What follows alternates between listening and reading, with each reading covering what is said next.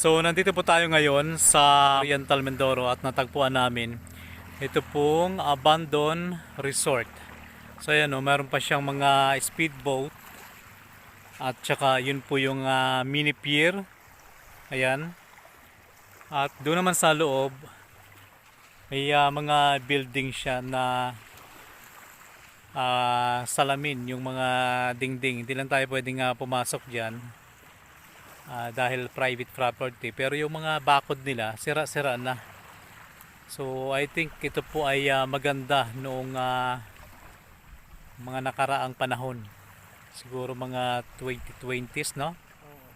Maganda siguro to. Kasi itong lugar na ito parang familiar sa akin dahil parang napanood ko sa Facebook or sa YouTube yung ganitong lugar. So hindi ko alam na nandito pala yun sa Oriental Mindoro.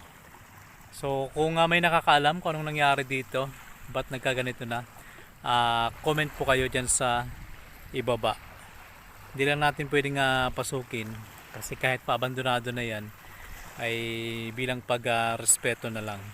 Pero sayang talaga itong speedboat.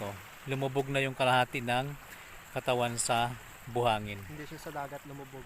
Oo, Sa lupa. hindi sa buhangin. Buhangin.